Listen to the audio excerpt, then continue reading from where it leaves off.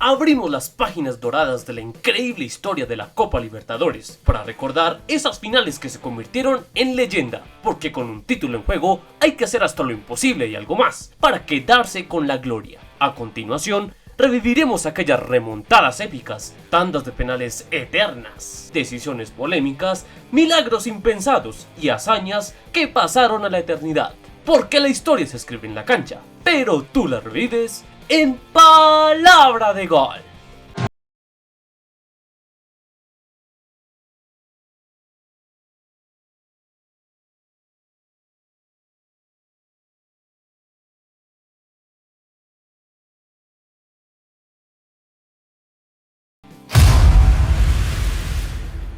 Empezamos este repaso de lujo con la Copa Libertadores más difícil y polémica para Independiente, de las 7 que tiene en sus vitrinas.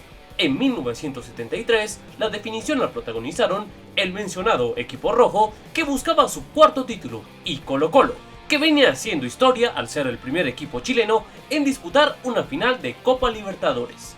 La ida en Avellaneda fue muy pareja, pues el cuadro argentino contaba con la gran base del equipo que ganó la Copa un año antes, mientras que Colo-Colo contaba con 8 jugadores de la selección chilena, por lo que era un equipo duro de vencer. No fue sino hasta el minuto 75 donde llegó la primera diferencia a favor del cacique, por medio de un autogol del zaguero argentino Francisco Sá. Sin embargo, apenas 4 minutos después llegó la paridad para el Diablo, con un discutido gol del delantero rojo Mario Mendoza, donde los chilenos alegaron que había falta contra el portero Adolfo Neff. A pesar de ello, el gol fue convalidado y el partido terminaría en empate.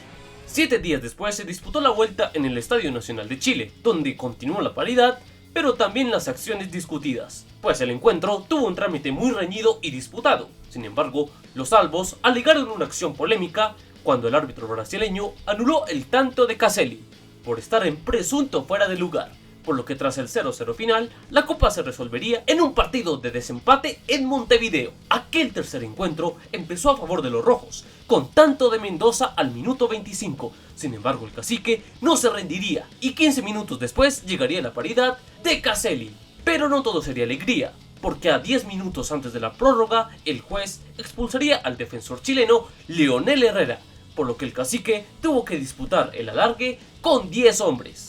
Fue en ese periodo, al minuto 107, cuando Giachelo convirtió para el rojo, tanto que fue suficiente para que el Rey de Copas alcanzara su cuarta Copa Libertadores. La final de la Copa Libertadores en 1977 puso mano a mano a los dos mejores equipos de ese momento. Por un lado, Boca Juniors, que venía de ser bicampeón en Argentina, y Cruzeiro, vigente ganador de la competición en ese entonces. La ida se jugó en la Bombonera, el 6 de septiembre de ese año, donde se vio reflejada esa paridad, pues apenas el Xeneize pudo desequilibrar el encuentro gracias al tanto de Virgilio. La vuelta se jugó 5 días después en el Mineirao de Belo Horizonte, donde Boca logró aguantar el empate que le daba el título hasta el minuto 76, donde un recordado golazo de Neliño le permitió al equipo celeste igualar la serie y forzar un partido de desempate. 3 días después, en un centenario de Montevideo abarrotado por hinchas de Boca, se jugó la tercera final, que continuó con la paridad de los dos encuentros anteriores, por lo que tras 120 minutos sin goles, no hubo otra alternativa que definir la Copa por primera vez en la historia en los penales. Sin embargo, tras 9 remates convertidos, el portero Zulioro Gatti le atajó el tiro a Vanderlei, y de su mano Boca ingresaba a la historia de la Copa Libertadores de América. ¡Tiró! ¡Atacó! ¡Gol! ¡Campeón de América! ¡Boca! ¡Se acomodó el arquero y sacó Boca campeón de América! El invencible Boca de Bianchi en 2001 era el favorito a defender su título de la Copa Libertadores, y más aún si su rival en la final era Cruz Azul. Sin embargo, no todo fue color de rosa para los xeneices en aquella definición. La ida en el Azteca no pudo terminar de mejor manera para los argentinos, pues el gol de Marcelo Delgado a los 81 minutos ponía las cosas muy a favor de cara a la vuelta en la Bombonera, donde los boquenses eran imbatibles. Sin embargo, en aquel encuentro en Buenos Aires, la máquina cementera sacó su mejor cara, dominando el partido y haciendo méritos para remontar el resultado.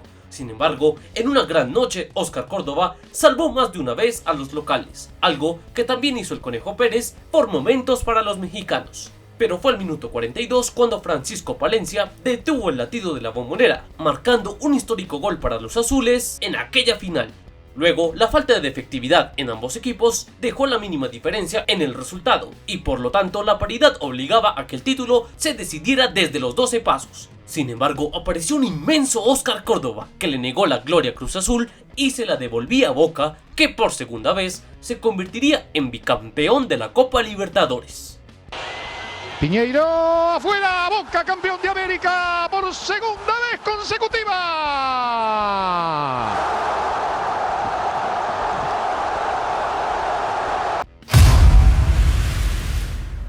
En 1966, un ilusionado River Plate ante su primera final de Copa Libertadores enfrentaba a un Peñarol que, a pesar de la juventud del torneo, ya era un soldado de 1000 batallas con 2 copas a sus espaldas. En la ida, en el centenario de Montevideo, los aurinegros mostraron todas sus credenciales dominando el encuentro. El primer tanto llegó a los 75 cortesía de César Abaide. Luego, a los 85, los uruguayos extenderían la ventaja con el gol de Víctor Joya, que decantaba la serie a favor de los carboneros. 6 días después, llegó la revancha en el Monumental, donde Pedro Rocha adelantó a Peñarol, pero enseguida llegó el empate de Onega para los millonarios. Luego del descanso continuó el ida y vuelta, y Spencer aprovechó para poner de nuevo en ventaja a los Manjas. Pero 2 minutos después Arnari puso la igualdad para River, y a los 73 de nuevo Onega marcaría el gol de la victoria para los argentinos y completaría un 3-2 final con mucho voltaje. El encuentro de desempate se jugó en el Estadio Nacional de Chile, donde el millonario salió a comerse a los uruguayos. Onega a los 28 y Solari a los 42 ponían las cosas muy a favor de los argentinos ante un Peñarol desconocido, pero el descanso le vino de maravilla a los aurinegros, pues encararon la segunda parte con más astucia, y si bien algunos adjudican ese cambio de actitud por la cargada del portero de River Carrizo al parar un remate con el pecho, lo cierto es que Peñarol completó una gran remontada, primero por los goles de Spencer y Abaide, para lograr la igualdad en los 90. Luego, en el tiempo extra, el nerviosismo se apoderaría de los argentinos, quienes fueron superados por el ímpetu de los Manjas. Spencer al minuto 103 y Rocha al 109 concretarían el 4-2 final para cerrar una de las finales más espectaculares que significó el tercer título para Peñarol y el apodo de las gallinas para River. La Copa Libertadores del 2004 vivió uno de los mayores batacazos de la historia. Luego de una campaña excepcional, el sorprendente Once Caldas de Colombia llegaba a la final como un equipo principiante comparado con su rival, Boca, que venía como el conjunto más dominante de los últimos años, ganando 3 de las últimas 4 ediciones del certamen. Primero, los ceneices repletos de figuras y comandados por Bianchi recibían en la ida al Once Caldas del profe Luis Fernando Montoya, un partido donde los palos y la falta de definición de los argentinos fueron los principales aliados del blanco para conservar el 0-0 final, lo que les daba la oportunidad de definir todo en casa. Un gran recibimiento en Palo Grande abrió la vuelta de esta finalísima. Los jugadores del Once rápidamente responderían ese respaldo de su gente con un gol a los 7 minutos, pues un auténtico misil de John Biafara vencía la portería del Pato Abondancieri para empezar de la mejor manera aquel encuentro. Luego de unas opciones desperdiciadas de ambos lados, la igualdad de los ceneices llegó al inicio del segundo tiempo, cuando Burdizo apagó la fiesta en Manizales con un cabezazo. A pesar de que el Once intentó con algunos remates volver a la victoria, la igualdad final obligaría a definir la copa en los penales, toda una especialidad de aquel Boca. Sin embargo, Juan Carlos Henao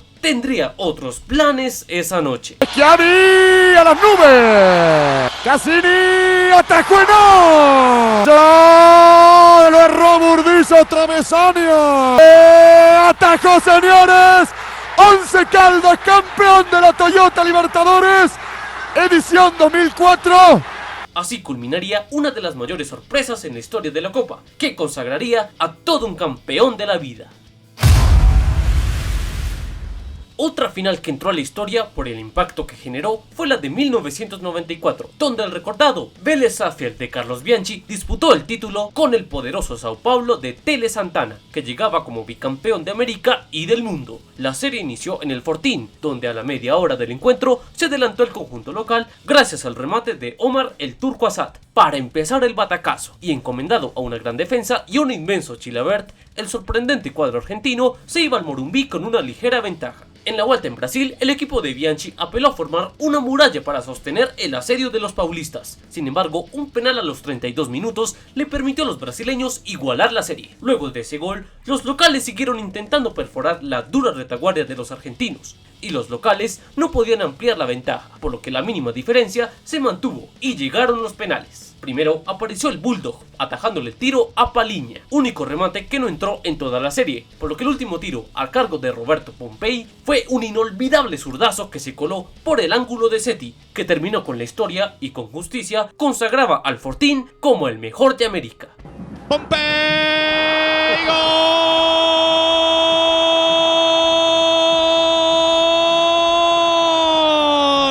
de Vélez, campeón. La Copa Libertadores 94 fue para el equipo argentino. Otra final de infarto ocurrió en 2013, donde un sólido Olimpia quería volver a revivir las glorias del pasado. Sin embargo, el último obstáculo era el Atlético Mineiro de Ronaldinho y compañía. La ida en los defensores del Chaco fue una noche mágica para el decano, pues en medio de 90 minutos muy luchados, pudo sacar una buena diferencia. Primero con un gran remate de Silva a los 22 minutos. Luego, tras tener varias chances de aumentar la ventaja de manera agónica, un golazo de Pitoni a los 93 sacudía a toda Asunción para el 2-0 final. Pitoni.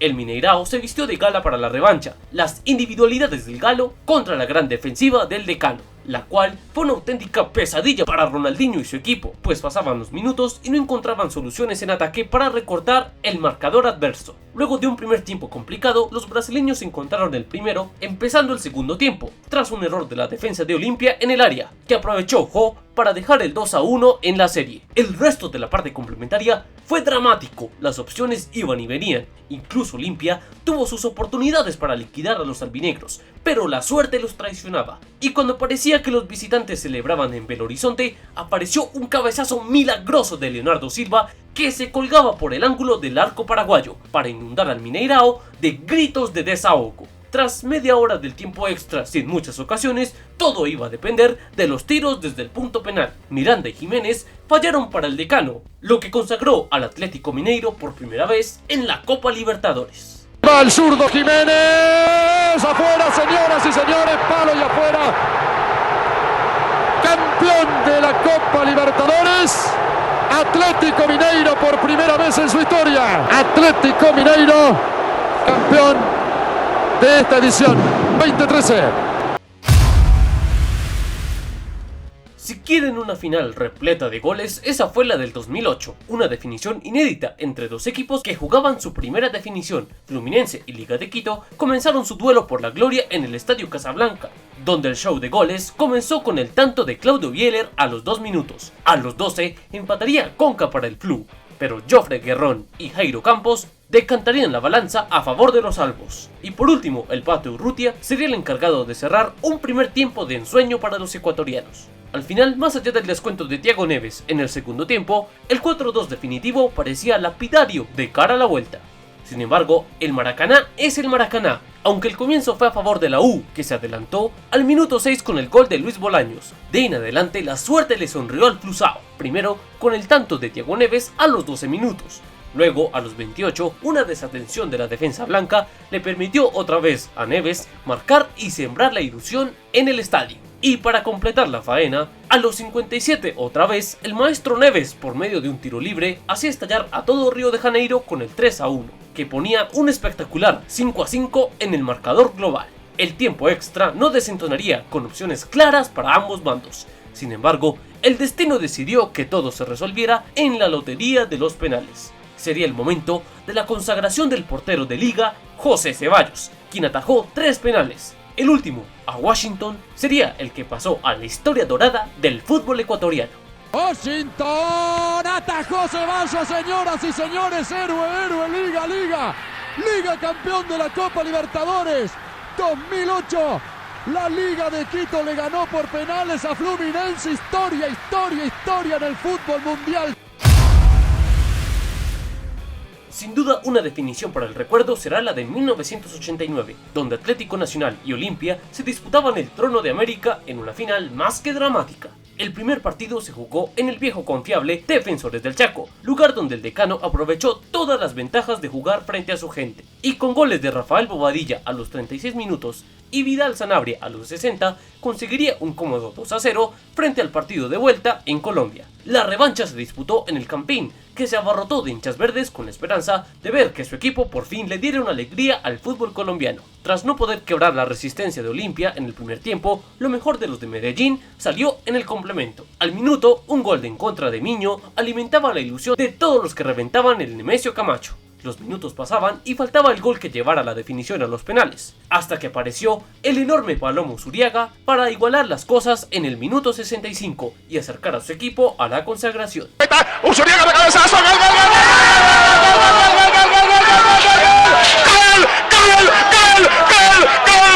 del Nacional de Colombia! ¡Gol de Colombia! Tras el 2-0 final, no hubo otra opción que definir el asunto en los penales. Sin embargo, estos fueron eternos, y a pesar de la gran actuación de Higuita, sus compañeros no conseguían marcar para hacer estallar a Colombia. Arranca Cuach, tiró gol, René, tiró gol, tiró, lo tapó, Pérez tiró, lo tapó, Alcántara se convirtió, tiró, lo tapó, tiró. Hasta que apareció Lionel Álvarez para crear un antes y un después en la historia del fútbol colombiano. Si lo mete, gana Colombia la Copa Libertadores, tiró, gol, Colombia campeón de América, Colombia campeón de América, Nacional campeón de América, Colombia campeón de América, Colombia campeón de América, Colombia campeón continental, Colombia campeón continental. Peñarol y América es un duelo sinónimo de final inolvidable, donde se vivieron todos los condimentos que hacen grande al fútbol sudamericano. En el primer encuentro, en el Pascual Guerrero, los Diablos Rojos impusieron condiciones primero con Juan Manuel Bataglia a los 8 minutos, y luego a los 20, Roberto Cabañas ponía el 2-0 final, para completar una gran actuación del cuadro caleño, pero nada estaba dicho, con el partido de vuelta por delante. En el Centenario, las cosas fueron muy distintas, a pesar de que Cabañas adelantaba a los rojos al minuto 16.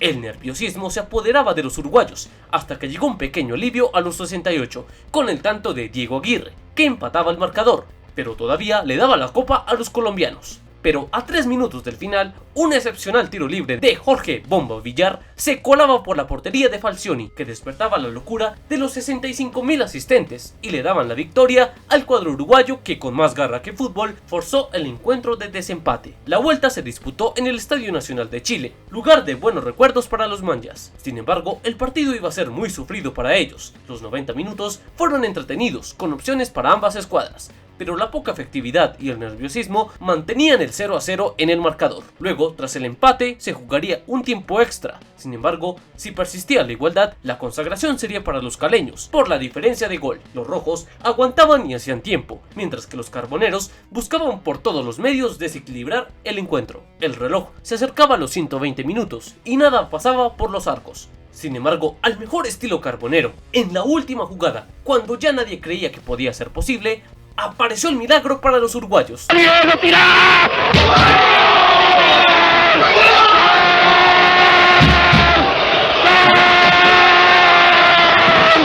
Diego Aguirre se convertía en el héroe de aquella copa y le daba a Peñarol otro título que lo consagraba como el rey de las hazañas con su 5ª copa, mientras que América no podía con su frustración, tras quedarse a puertas de la gloria por 3er año consecutivo. ¡Terminó! ¡Peñarol campeón! ¡Peñarol campeón! ¡Peñarol campeón! ¡Peñarol campeón de la Copa! ¡Peñarol campeón de la Copa!